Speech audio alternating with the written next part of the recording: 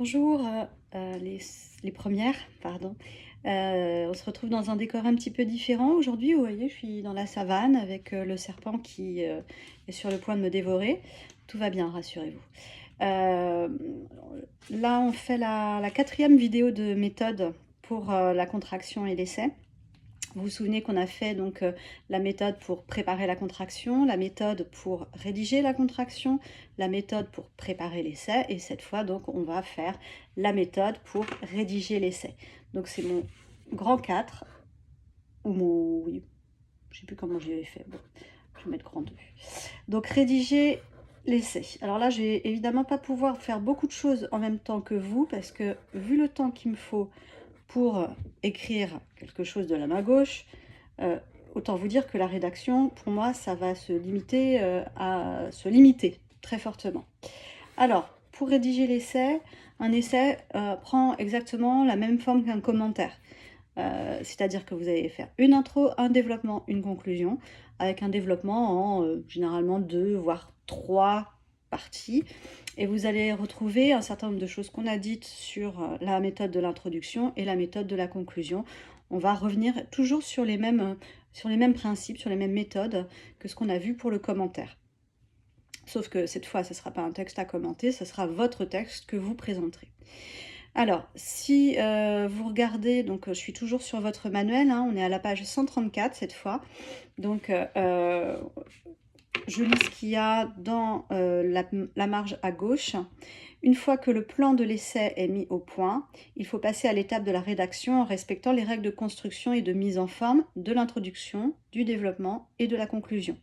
Des parties séparées par des blancs constitués de paragraphes aux phrases claires et bien construites. En fait, ça va être exactement la même chose pour la présentation matérielle, c'est-à-dire qu'entre l'intro et le développement, vous sauterez 2 lignes. À l'intérieur du développement, entre vos parties, vous sautez une seule ligne. Et après, entre le développement et la conclusion, vous ressautez 2 lignes.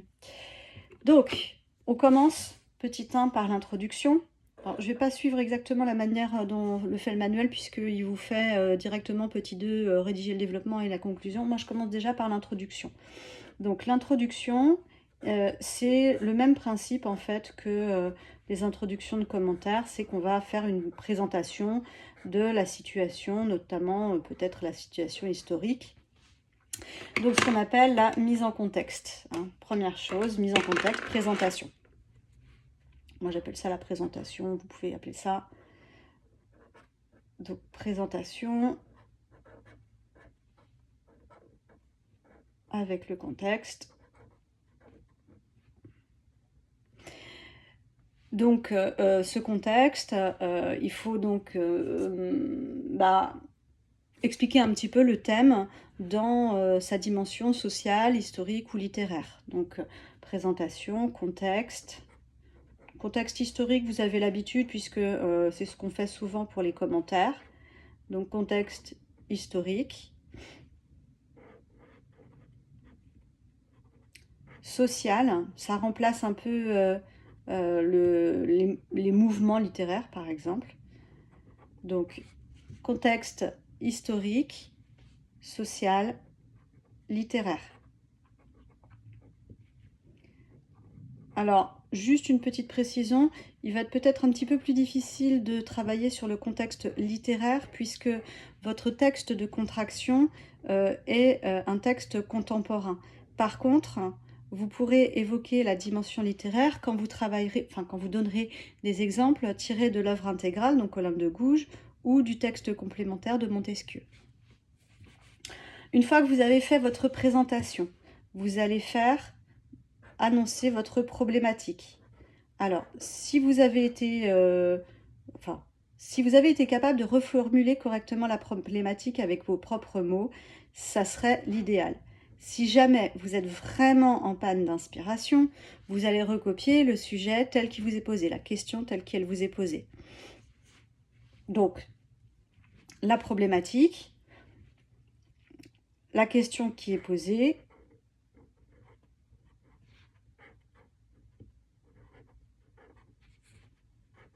donc c'est bien, on est bien d'accord, hein, c'est sous forme de question. Et vous question posée avec son explication. C'est-à-dire une reformulation avec vos propres mots en essayant de montrer pourquoi cette question, c'est une question intéressante et puis pourquoi c'est une question intéressante encore de nos jours, en quoi ça a des répercussions encore de nos jours. Dites-vous bien que si vous ne trouvez aucun lien entre la contraction l'essai et des choses qui se passent aujourd'hui, c'est qu'il y a un souci, parce que généralement les thématiques qu'on étudie, et en particulier les thématiques des inégalités, sont toujours d'actualité, même si elles sont moins, peut-être moins visibles, moins, comment dirais-je, caricaturales, mais elles existent encore. Une fois que vous avez annoncé votre problématique. Troisième étape, là, vous annoncez le plan. Donc, vous voyez, vous retrouvez exactement la règle des 3 P. Vous vous souvenez, la règle des 3 P qu'on avait donnée pour le commentaire, présentation, problématique, plan. Ici, c'est pareil. Sauf que le plan, bah, évidemment, là, pour le coup, c'est vous qui devez l'imaginer, alors que dans le commentaire, le plan vous est donné. Donc le plan, vous allez indiquer uniquement les grandes idées. Donc 2 ou 3 grands axes. Si vous vous contentez de 2 grands axes, je l'ai déjà dit mais je le répète, ce n'est pas grave. Il vaut mieux faire 2 grands axes bien menés que 3 grands axes qui sont assez bancals. Donc, une fois qu'on a fait notre introduction avec la règle des 3 P, on va sauter 2 lignes. D'accord? C'est comme pour le commentaire, sauter 2 lignes.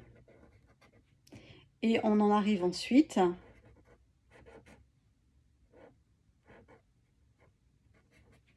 au petit 2, développement.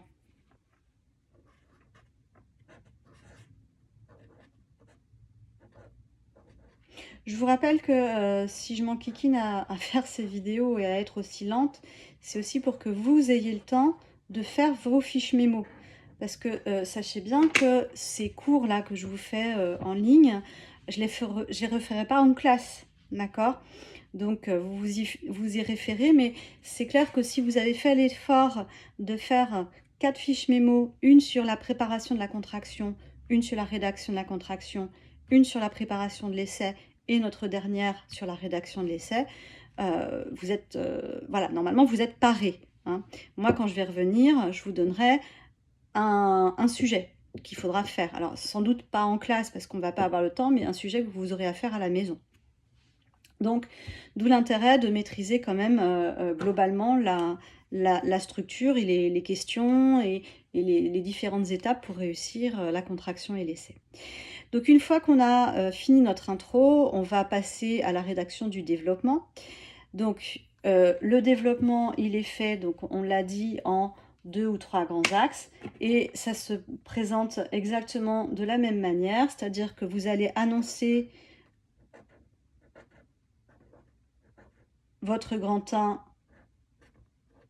avec une phrase, j'insiste bien, pas juste avec un effet de titre. Hein, vous faites une phrase élégante, correctement rédigée.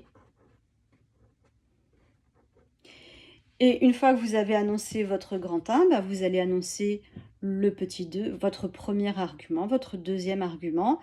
Et à chaque fois, vous allez ajouter des exemples. Donc,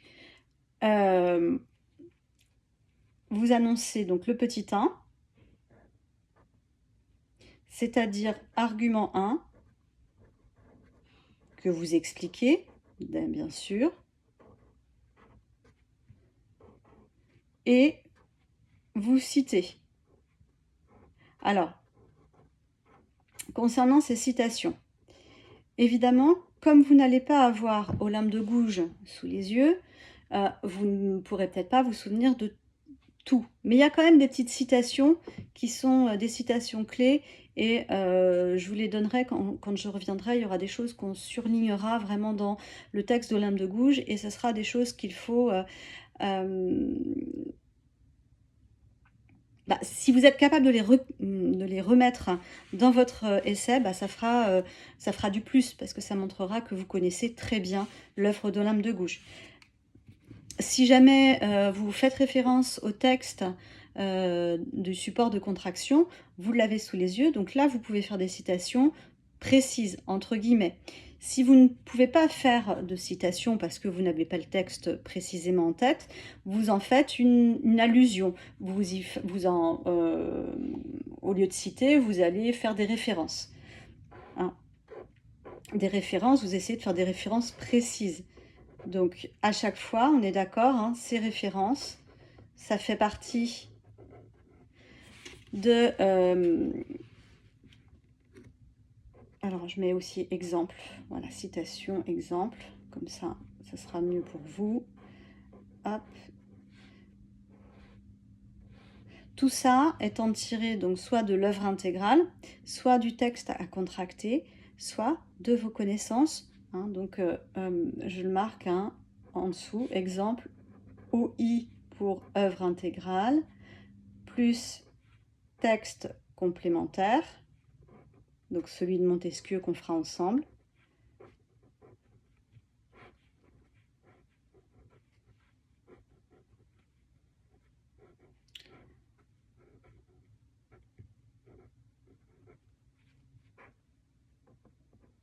Ensuite, donc, texte de contraction.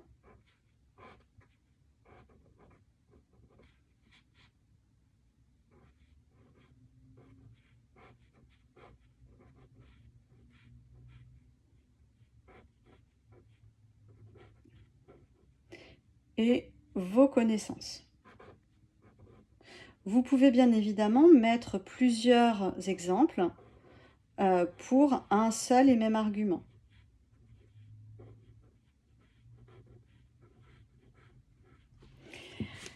Une fois que vous avez fait votre argument 1, vous allez faire votre deuxième argument exactement fondé de la même manière, c'est-à-dire que vous allez expliquer votre deuxième argument, vous allez donner des exemples, les exemples aussi, vous les expliquez, d'accord? Donc, pour les exemples, hein, c'est bien marqué, vous pouvez renvoyer à un auteur, une œuvre, un mouvement, mais aussi à l'actualité, à la vie quotidienne. Donc, c'est ce que j'appelle vos connaissances. Si vous faites une citation précise, n'oubliez pas de la mettre entre guillemets, d'accord? Voilà, donc ça, vous faites argument 1, argument 2, vous faites exactement la même chose. Même chose. Donc, j'annonce mon argument avec une phrase, j'explique et je fais la citation.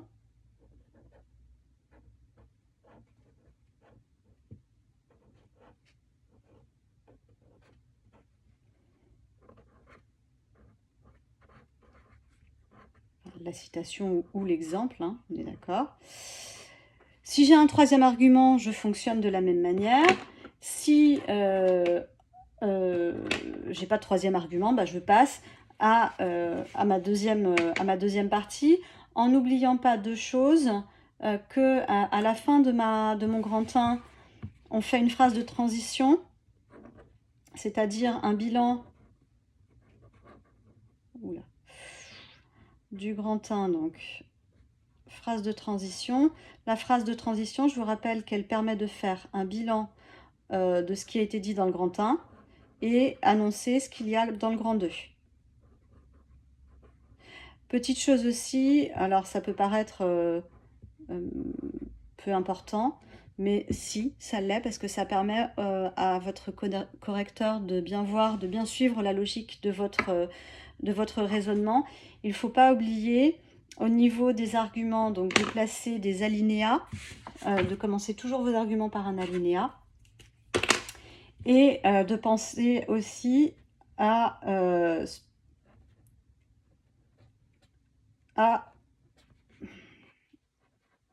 ajouter des connecteurs. Donc je vais le mettre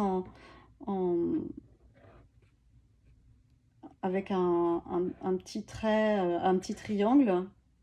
Attention, connecteur. Donc il faut un quand vous faites votre grand 1, que vous donniez... nous allons tout d'abord nous intéresser à nanana. Dans un premier temps, nous allons voir que, puis on peut dire que nanana. Et ensuite, donc, vous arrivez à la fin de votre grand 1, vous faites une phrase de transition. Et ensuite, à la fin du grand 1, vous sautez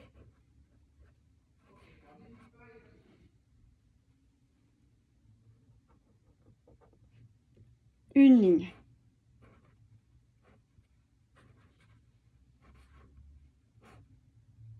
Oula, il est moche mon...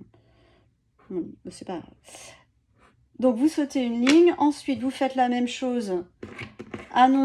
Vous annoncez votre grand 2.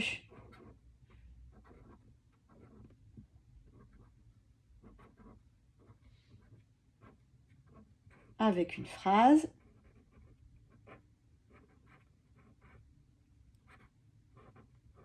Et vous reprenez exactement la même structure que ce que vous avez fait dans le grand 1, c'est-à-dire un alinéa, un premier argument avec des exemples. Ensuite, on retourne à la ligne, un deuxième argument que j'explique, pour lequel je donne des exemples. Et à la fin, si jamais vous avez un grand 3, vous allez faire une phrase de transition entre le grand 2 et le grand 3. Sinon, on laisse tel quel à la fin du grand 2.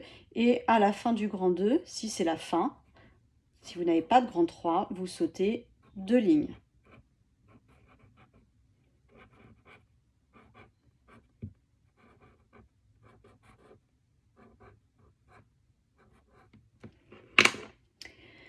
Donc, dans votre manuel, il est bien dit, les liens logiques, reliez vos paragraphes au moyen de connecteurs afin de souligner l'enchaînement des idées et des arguments. Il faut vraiment, je l'ai mis avec attention sur la feuille que moi je fais comme fiche méthode, on va dire. Mais c'est super important, il faut bien que visuellement, par les paragraphes et les sauts de ligne, on voit où vous en êtes et qu'on voit où vous en êtes dans votre réflexion, dans votre logique, grâce au connecteur. Une fois que vous avez sauté ces 2 lignes, vous allez rédiger la conclusion. Donc ça va être petit 3. La conclusion, elle va être un peu similaire à ce que vous avez vu pour le commentaire de texte. Cette conclusion, elle va se faire en 2 parties. D'abord, dans la conclusion, le bilan de ce qui a été dit, bilan, synthèse, avec, je rappelle, les grands axes que j'ai donnés, que j'explique. Alors, il faut essayer d'être un petit peu subtil et de ne pas systématiquement répéter exactement les mêmes mots. Il faut faire un petit effort pour emballer ça. À certains élèves de seconde qui avaient du mal avec leurs commentaires, je leur ai donné un exemple tout bête. On vous apporte une assiette de frites. Super, c'est bon les assiettes de frites. Mais si en plus, à côté, vous avez du ketchup, de la sauce samouraï, de la moutarde, enfin voilà, quelque chose qui accompagne, c'est encore mieux. Et c'est exactement la même chose pour notre travail de développement. Vous avez votre argument, c'est votre plat de frites, on va dire, et tout autour, vous allez ajouter des choses qui rendent votre argument meilleur, qui le rendent plus convaincant, qui fassent envie, en fait.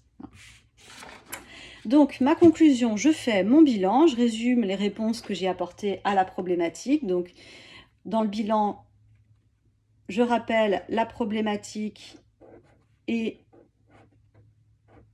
mes réponses avec le rappel des axes.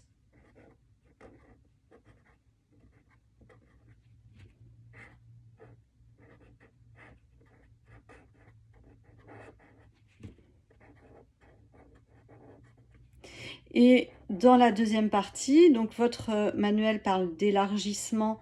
Moi, j'avais parlé d'ouverture. Après, vous faites comme vous voulez. Je préfère garder le terme d'ouverture parce que c'est un terme qu'on a déjà vu à plusieurs reprises. Donc, après le bilan, on fait une ouverture. Si jamais vous n'êtes pas capable, vous n'arrivez pas à faire une ouverture qui semble judicieuse, autant ne pas en faire. Il vaut mieux ne pas faire d'ouverture pipeau, on va dire, parce que dites-vous bien que c'est là-dessus que va rester votre correcteur. Donc si votre correcteur, il reste sur un truc pipeau, au niveau de la note, bah, ça va pas lui donner envie de vous mettre une meilleure note. Alors que si vous faites juste votre bilan correctement avec problématique, rappel et rappel des grands axes, voilà, au moins il restera pas sur une impression négative. Donc l'ouverture, hein, vous pouvez affirmer votre point de vue personnel en essayant de trouver d'autres textes, d'autres thématiques, d'autres perspectives pour la thématique qui vous est traitée, que vous avez pardon, traitée. Donc une ouverture autour de donc votre point de vue personnel.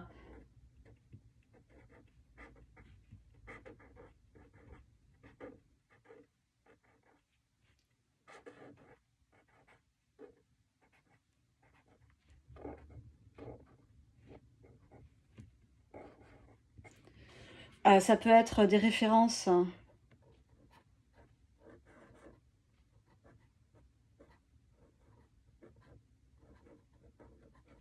à d'autres textes,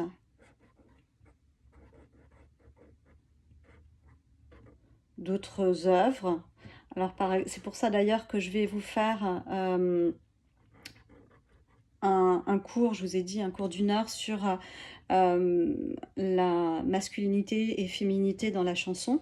Vous pouvez très bien utiliser ça comme référence au thème des inégalités. Donc, le point de vue personnel, des références à d'autres textes, d'autres œuvres. Donc ça peut être film, œuvre musicale, enfin voilà, il peut y avoir énormément de choses, hein. Et le thème de la différence est souvent traité dans les œuvres, que ce soit des œuvres romanesques, que ce soit des films, que ce soit des musiques, que ce soit des peintures, enfin il y en a énormément, hein. Donc référence à d'autres textes, d'autres œuvres, d'autres perspectives du même thème. Vous pouvez par exemple, nous on travaille sur la différence homme-femme, sur les inégalités homme-femme. Vous pouvez aussi travailler sur les inégalités, par exemple, entre hétérosexuels et homosexuels, la discrimination des LGBT+, par exemple, hein. Donc, autre perspective sur le même thème. Donc, je vais vous photographier comme précédemment ma superbe fiche de mémorisation.